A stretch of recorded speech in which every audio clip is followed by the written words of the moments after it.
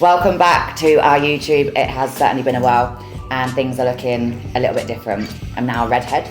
I now have a massive bump. And I think it's been about 6 months since we last shot anything. So we're just gonna run through a normal day. And it is quite similar to what it used to be like. There's not too many differences, but you may pick up on a few things through the day. And we're both gonna go and train. So obviously we can see how training is slightly different. Food, I will explain along the way of how that does look slightly different again. And then yeah, we'll just take you through our day-to-day schedule. So this year, 2025, was meant to look slightly different. I'd come out of competing in October, hit with loads of health issues such as thyroid was shot, insulin resistance, and what else was there? No hormones. So we'd had the conversation about potentially trying for a baby. I thought it was completely off the cards. And with Dan getting a little bit older, we had a very short time span. So we kind of set ourselves till March to obviously fall pregnant. Then obviously the health issues were discovered and we put a protocol in place to fix them. And we did like a 12-week, well, I think it was like 12 to 14-week protocol. That was hard, very, very hard. No gluten, no dairy, no sweeteners, no caffeine. It was the same food every single meal pretty much, wasn't it, for me? For you, yeah. Yeah, not for him. He did not change a thing. I kept everything the same. Yeah, you kept everything the same. So it was very, very challenging for me. And I think coming out of prep is hard anyway, let alone then starting this protocol. Obviously there was no physical changes, it was all internal, which is hard because you don't know if it's working or not until you get your bloods. We ran bloods and not much had changed. Things were slightly off. So that was the second lot of bloods. And the only thing we'd really seen was my test had crashed and we had no idea why. We then, I think it was about a week later, so we extended the protocol. We then, what did we find? Or what did we do? I think Nathan at the time suggested a test, didn't he? No, I kept saying you was pregnant. Yeah, I think Dan kept saying you're pregnant and I was like, honestly, there's no way. Like there was not even a 1% chance that it could happen because I've got no hormones, my thyroid shit, like I'm doing this protocol and it's still not working. I've been saying it for weeks, didn't I? Yeah. And I think there was a few subtle signs. I'd had loads of comments in the gym saying my skin was looking glowing, my hair was looking good, my boobs had got bigger. And they were obviously massive signals, but I just brushed them off, didn't even have an inkling. And then when we spoke to Nathan about my bloods, he then said, can you just go and run a test? My period was a little bit late, but again, that's normal for me with PCOS, so I didn't put 2 and 2 together. And then it came back positive. So we gave ourselves till March, the end of March, and then I said, if it doesn't happen by the end of March, we'll just call it a day, I'll accept that it's not happening, and that's fine. And I think it was the 25th of March we found out, wasn't it?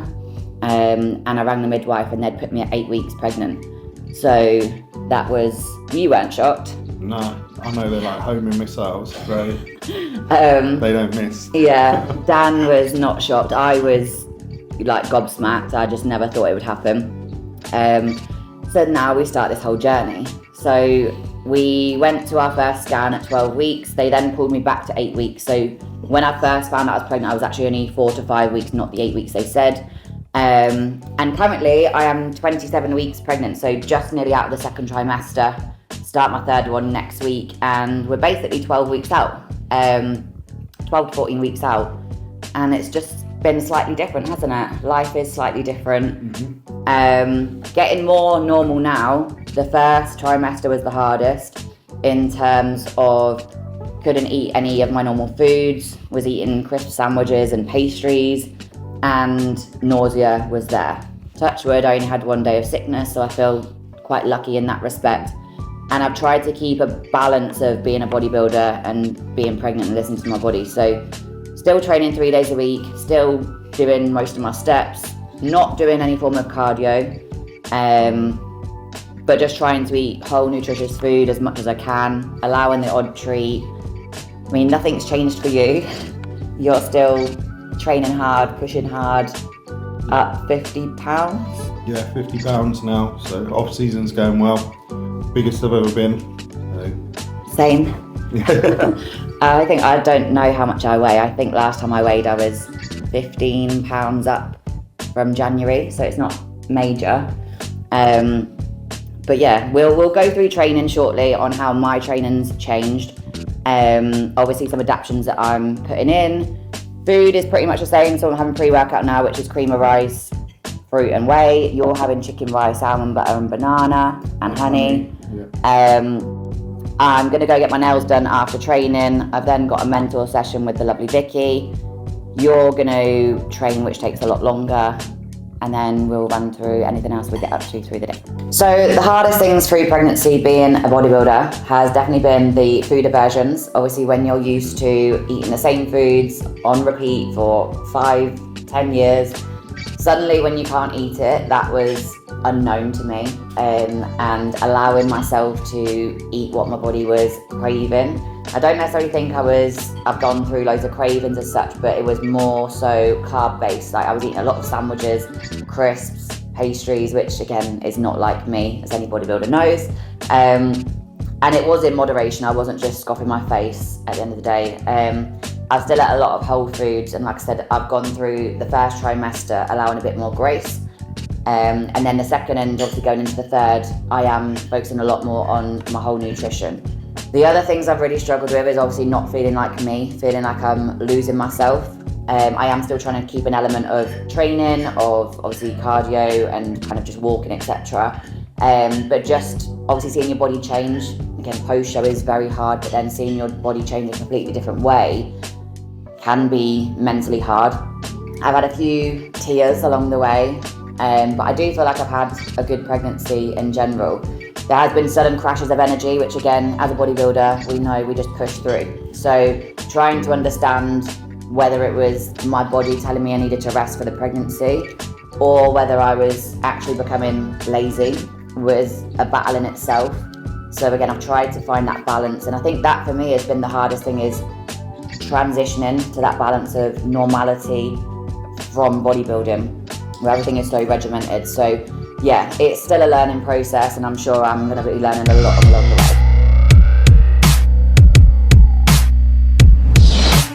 You told me lies and you were never to see me. You tore down. So welcome to Viking Gym. Obviously we're at 2.0. We are going to run through a leg day. So obviously mine is looking slightly different. It is literally 4 movements. I still find it very challenging, but we're going to start with a little bit of rehab work just to get me activated and warmed up. And then we're going to go through the 4 movements. There is slight adaptations to them with obviously being pregnant. And then we're going to finish off with some core work as well to help my breathing techniques.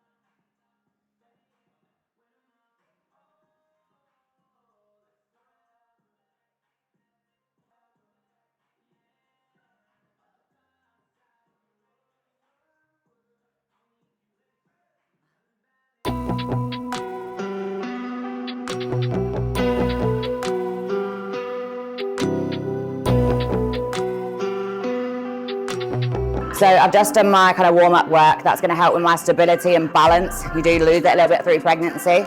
And then we're just starting off with abductors. So we're going to open the hips up, and then we're going to get stuck into Smith machine squats. We're going to hit a Bulgarian split squat, and then we're going to hit a hamstring curl of choice. Now, obviously with being pregnant, I can't do a lying variation, so I am choosing a seated, which is still quite difficult. But yeah, we'll run through them shortly.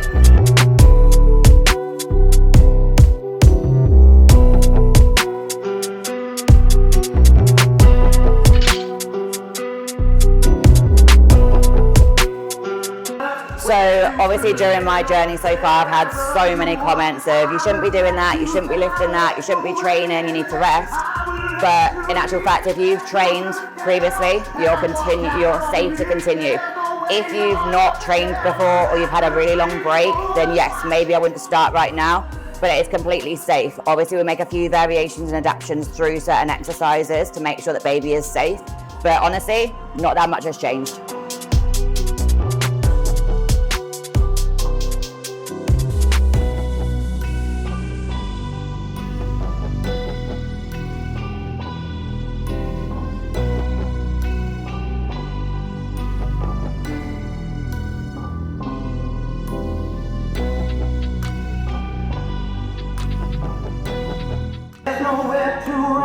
Basically the volume's decreased, frequency's decreased, so I've gone from like 4 or 5 sessions a week to 3. I've put upper training back in every so often. Dan said I was looking small. But the reps and sets, just less of them. So I'm still training as hard, but rather than like top set back off, I'm probably doing 2 top sets and then moving on. Again, it's based on how I feel on that day. If I feel really nauseous or fatigued, I might take it a little bit easier. Some days I've PB'd, so take it as it comes.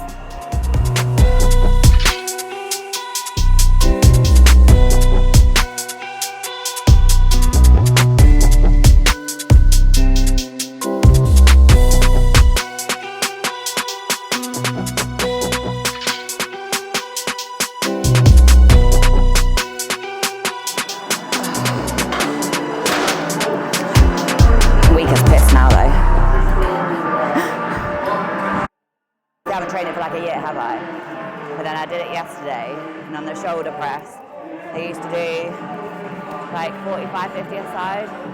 I did 20 a side, and that was my top set. That used to be my warm-up set for like, just to get onto the, like my first set. Did it and was like, Phil, I said to Dan, it's so humbling. Yeah. Woo. Yeah.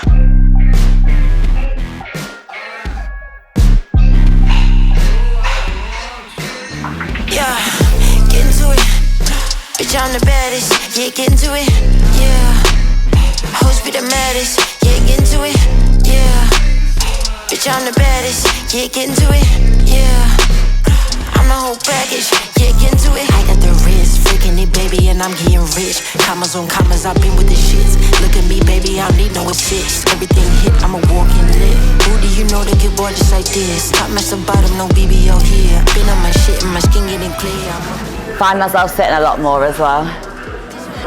So, like yesterday, I got up, did my walk, did breakfast, did a few chores, came and had 2 clients in the PT, and then had a big day planned, and then got home and was like crashed. But it comes out of nowhere. So like my energy can be sky high and then literally 0 in 10 minutes. And I'm like, I need a nap, need to just switch off. But the bodybuilder mindset, like push through. So I allowed, like the first trimester, I allowed myself to back off a little bit. Now I'm a bit more like, I need to kind of push through. So depends how bad it is, but yesterday I was like, right, I can either have a nap or I can eat and just get the fuck on. So I just got the fuck on. Came and trained, had a good session, got it done, but some days I just have to allow it, so otherwise I'll burn out. And I've picked up a little bit more work as well. So, you know me, I've got 20 projects on the go anyway. So trying to back off a little bit is challenging in itself. But when there's a reason, I don't know. I don't even know if it's a real reason because it's something I've chose to do. But yeah, I've just got to juggle another plate really.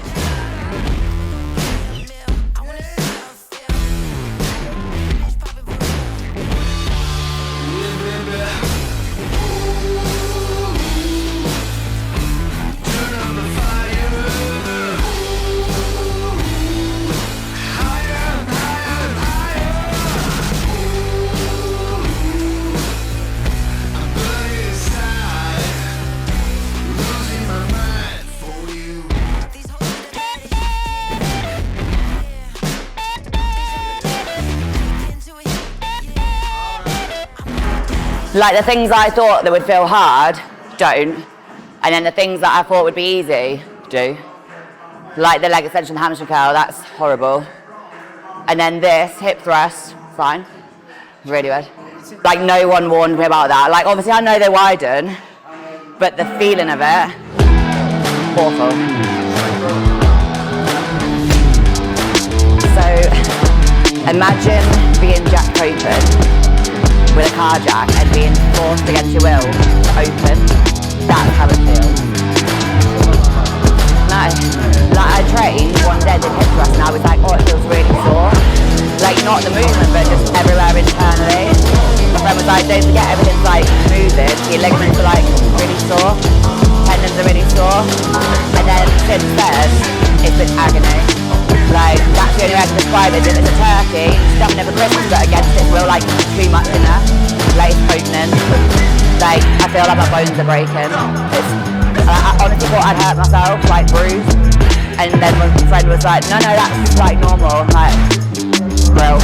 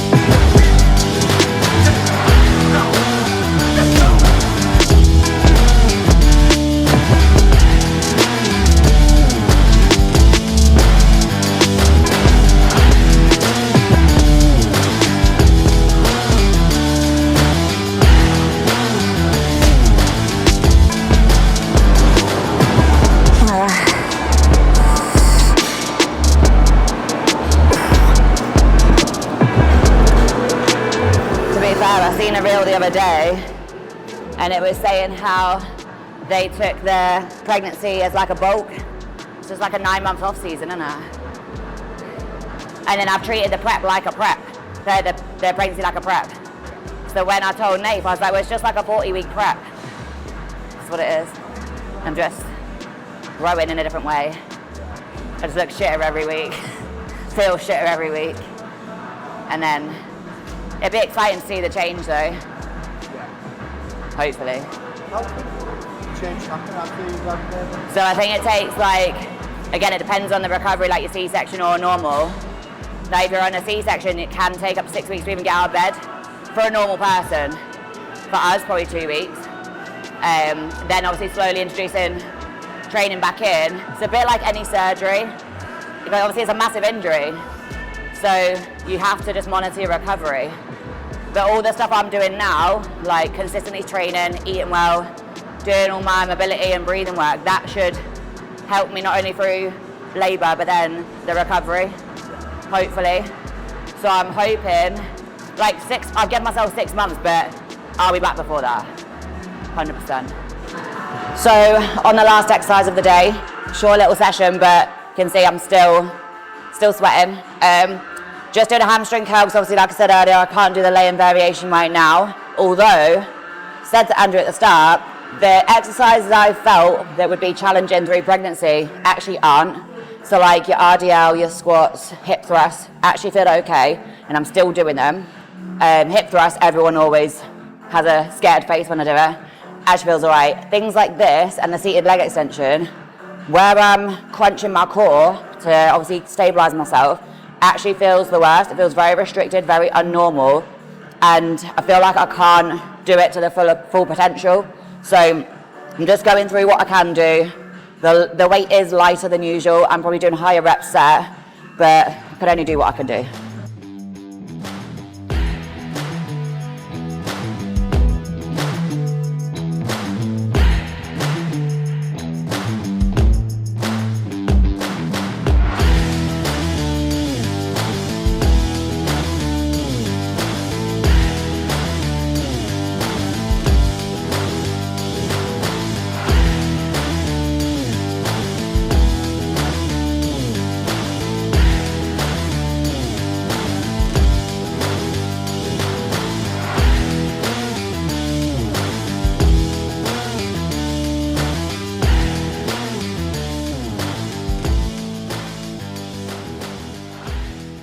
feel like I get shin splints more often than, like when I was in my off season last time, I suffered with them really bad. And obviously now I'm probably the heaviest I've ever been. Obviously it's not all just fat. I get shin splints really bad, so I have to mobilise them as much as possible. But like, so ankle mobility can have a massive impact as well. So if you've got like tight feet, tight ankles, it's just rehabbing them, so stretching them out. You can obviously sit and rest them, but it's just stretching really. But I find like on things like this, even my hip thrusts, things like that, they just take the full brunt, leg extension. So I have to, although I've got more in me, my shins are saying no.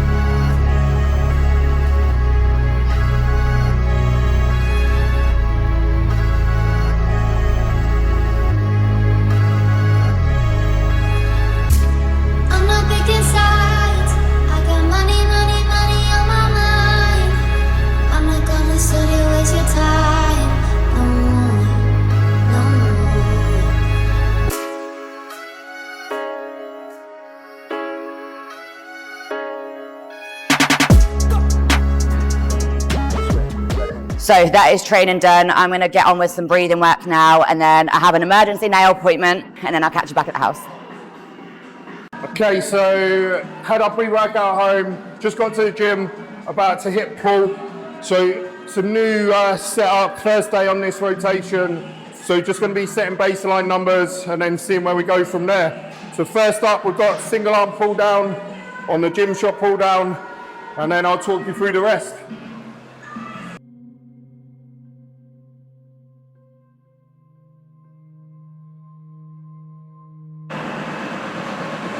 So biggest focus for me, again, still in this off season, is still bringing up my arms and my legs.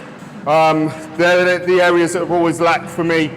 So we've just gone back to a rotation of 2 leg days a week, just increasing that volume. We did drop it back down to 1, but I think they was responding better to the higher volume, higher frequency. So we're on an 8-day rolling split at the moment to incorporate that.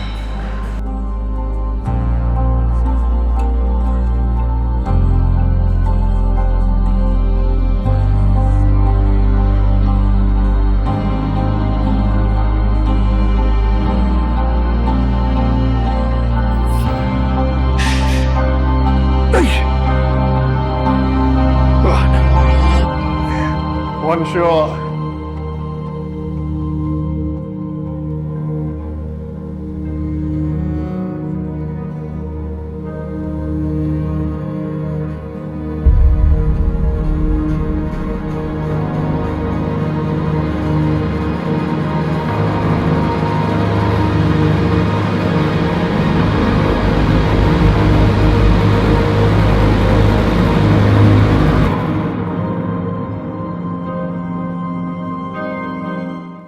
Okay, so with this being the first rotation of this training block, what I'll be doing is just setting my baseline numbers. So I'll get a feel for the movement through my warm-up sets, obviously, and then I'll just try and set my top set as a baseline, start building from there. So you'll probably see on this movement, the single arm pull down, my top set could do with a little bit of tidying up. So I'll stick with the load that I was working with next week, look at tidying up those reps and then progressing from there.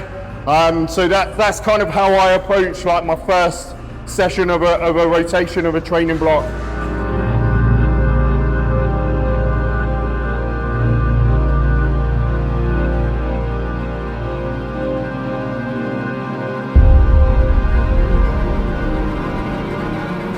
Okay, so exercise number 2, the Arsenal Strength T-bar row. Anyone that's used this knows it's a fucking humbler, heaviest T-bar row out there. So if I look like a pussy not rowing 5 plates, I am. So what you'll notice is on this, I keep my arms nice and flared, bring them out nice and wide, not tucking the elbows because I really want to build that thickness in my upper back and upper traps. So that's the main target on this movement. As I say, I probably won't go much heavier than this warm-up set because it's a fucking beast of a machine. I'm not picking sides,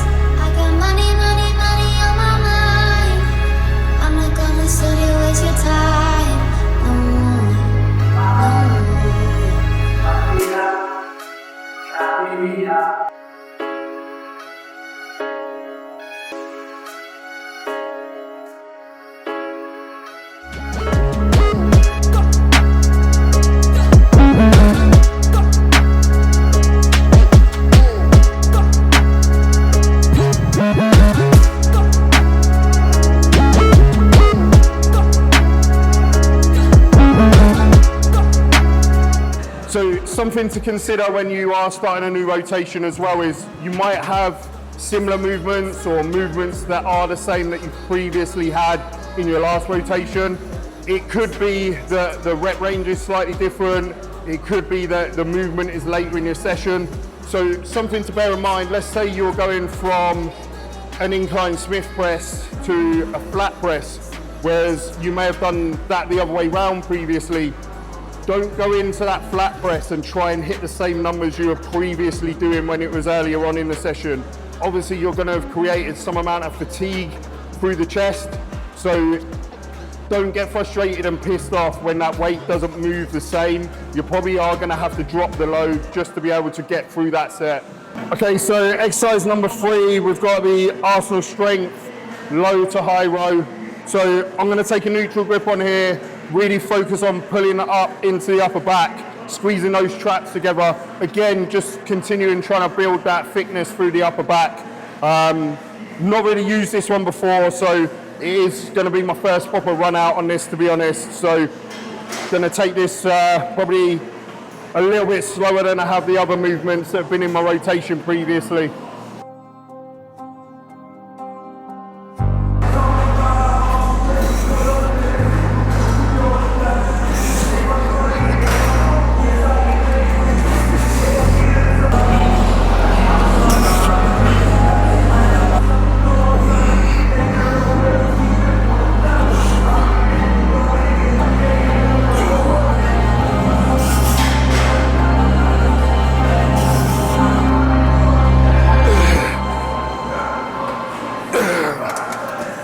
Right, so exercise number 4, we've got single arm machine row. We're going to focus on the lats here. Like with any back movement, you're never going to fully isolate a specific part, but we can put more emphasis through it. So going to be keeping the elbow tucked here, pulling down into the hip, just trying to focus more through the lats here. I'm going to use a D handle on this. I just find that the weight drops off at the top on here. So just to keep a little bit more load and tension through the lats, I just find this pretty effective on here.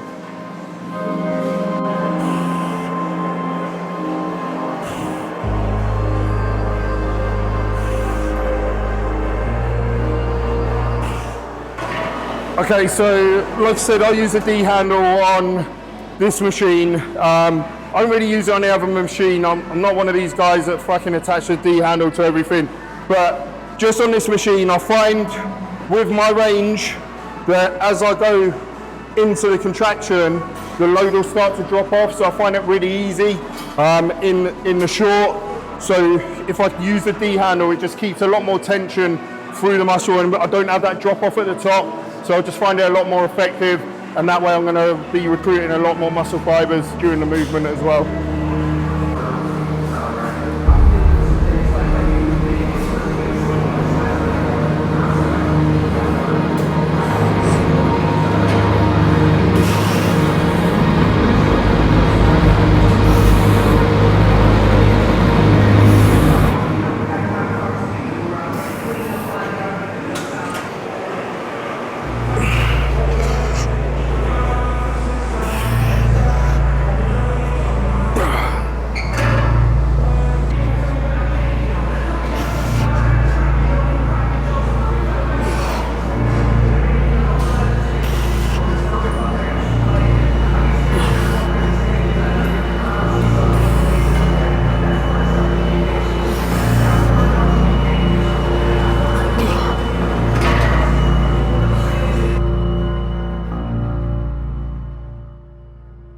Okay, so we're going to move on to arms now, or biceps. Got a decent amount of volume on my arms throughout the week. Again, just to try and bring up a weaker body part. So one of my favourite movements is the single arm machine preacher that we've got here at Viking. I really find that I can isolate the bicep on this. Just stay locked in, try not to go too heavy. Again, I've got a variation in rep range here, so like six reps is my lowest, but then I'll do like a couple of higher sets with around 12 to 15 reps on here as well, just working through different rep ranges, just try and create as much stimulus as possible.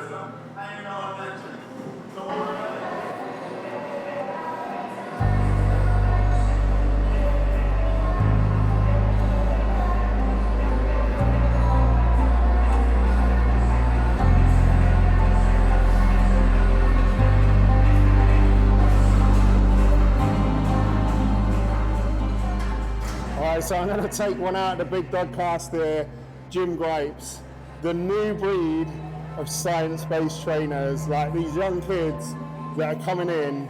Like, I get the principle behind what they're trying to do, isolate single joint movements and that, but then they're going in, setting up this difficult setup which isn't needed with seat belts, D-handles, bands, and then they use their whole body to move the load. So taking away the whole point of what they're actually trying to set up. Just go in, train hard, lift heavy as you can, but with good form, and watch the progression flow.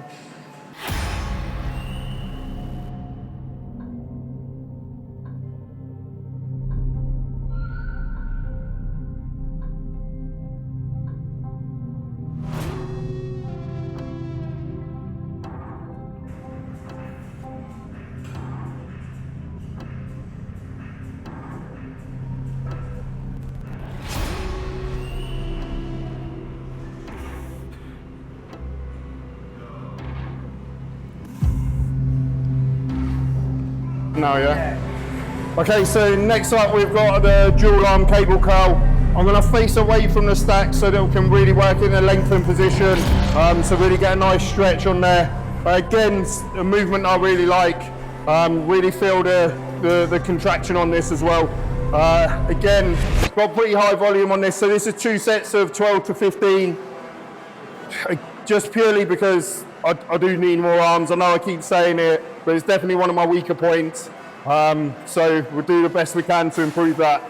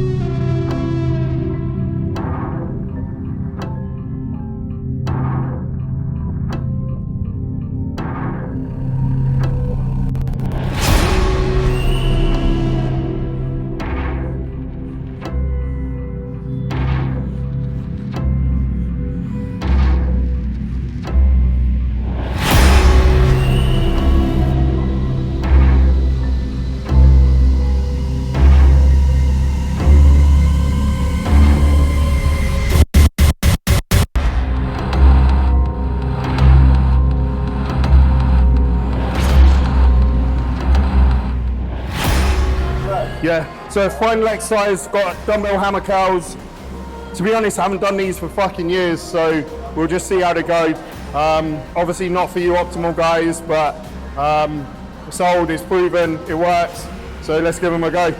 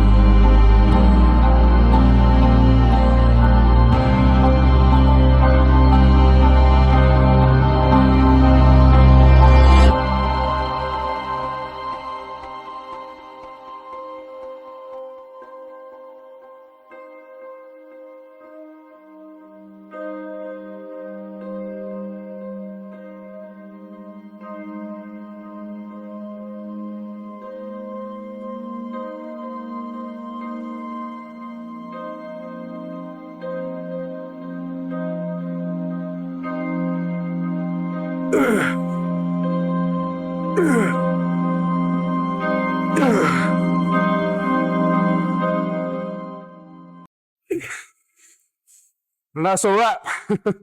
Yeah, so first session was good. Possibly went a little bit too heavy on the first exercise, but as I say, I'll tidy that up over the coming weeks. But yeah, felt good. Set some good baseline numbers, and obviously we'll just progress from there now. Get really strong in the movements and put on as well. We've only got 2 weeks left of the off season left, but lead nicely into the tidy up and then aim again to push up, put as much tissue as possible on, and then go into prep next year at some point.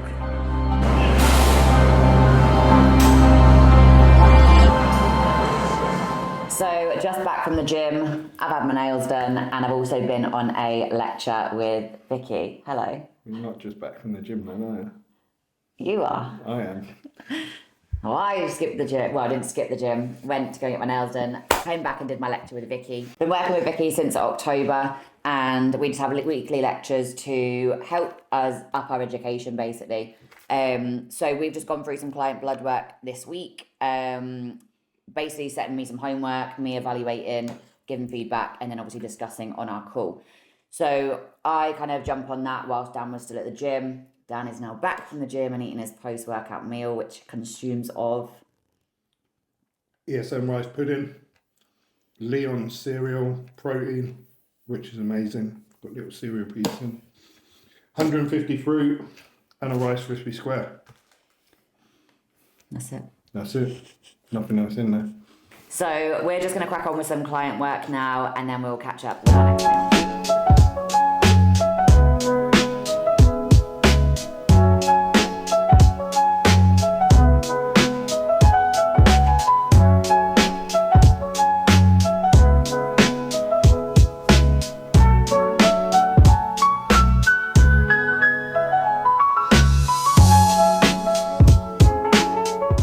So just going through our next meals, my meals aren't as structured as they once were, but I am still eating 4 solid meals a day.